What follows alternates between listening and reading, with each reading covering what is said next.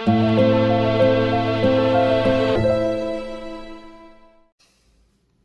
this day in horror history, we're going to be talking about a murder mystery that happened on Halloween night 1981.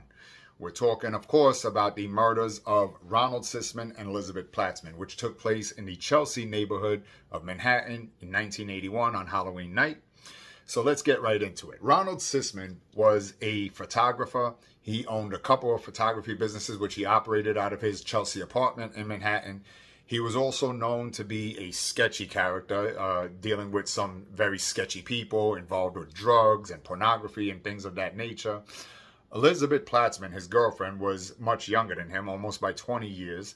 She was a Smith College student who was at his apartment at the time of the murders.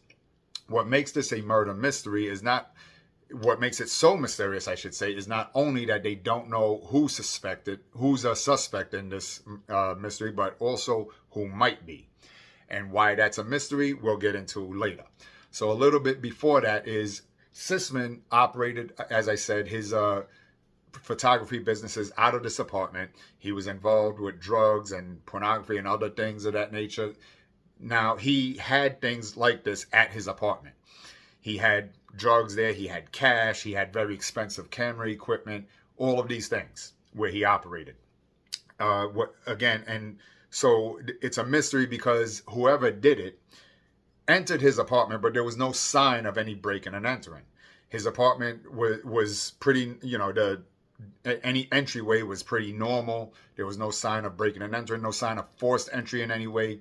What they did find was that the apartment was ransacked. So someone or a few people had brutally beaten, very brutally according to police, beaten Sisman and Platzman.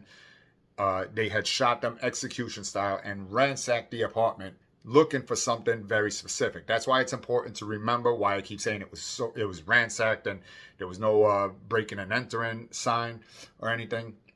So they were looking for something very specific. And it obviously wasn't financially motivated. Police knew that because the drugs, the cash, the expensive equipment, all these things that had any financial value, any monetary value, were left behind. None of these things were taken. Almost like a sign that, like a message that whoever did it was letting authorities know that this was not the reason they did it. Almost like that. What was taken from the scene were the identifications of Sisman and Platzman. Their IDs were taken, and a gun was also taken that belonged to Platzman from the scene. Now, people speculate why the IDs were taken and nothing of financial value. People say that it was so that the killers could prove they killed the right people. They took the ID to prove that they killed the right people. No one knows because no one knows who actually did it or what was done with those identifications. So what makes this even more of a mystery, like I said before, is not only because they don't know who did it, but also because of who might have done it. Why that makes it even more mysterious is because the person I'm talking about was in jail at the time of the murder, but did tell a prison informant that there would be that murder and did describe the apartment in detail according to authorities and the prison informant, and did describe the nature of the person living in the apartment, Ronald Sisman. Did say that he was a photographer, did say that he was involved with drugs, and he also said that the murder was going to take place as part of a ritual, for a cult. And he also said that the murder was going to take place because the photographer had a snuff film of one of the cult's murders, which happened in Brooklyn, New York in 1977. The murder that he supposedly had on snuff film was that of Stacy Moskowitz and the shooting of Robert Violante. So who was this cellmate to the informant that told police he gave him all of this information? That was none other than David Berkowitz, who is known as the Son of Sam Killer, who did operate in New York and throughout the boroughs from 1976 to 1977. Son of Sam David Berkowitz initially said that a dog had told him to commit the murders, a possessed dog had told him to commit the murders, and that he alone did it. He later changed that story and said that he was not the lone gunman, that he was at all of the murders, but he did not pull the trigger at all of them.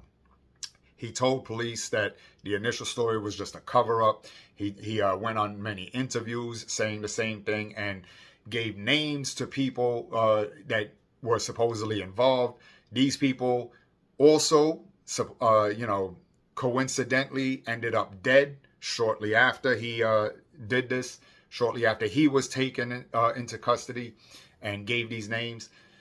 So there is that bit of mystery. As I said, he was in jail at the time, so it does kind of show that maybe there were other people involved with him that were, still operating, and that they did go there to get that snuff film that might have shown who actually pulled the trigger if it wasn't David Berkowitz himself, as he claims.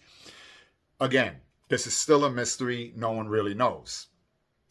It is nevertheless very interesting, and it is today's case in this day in horror history.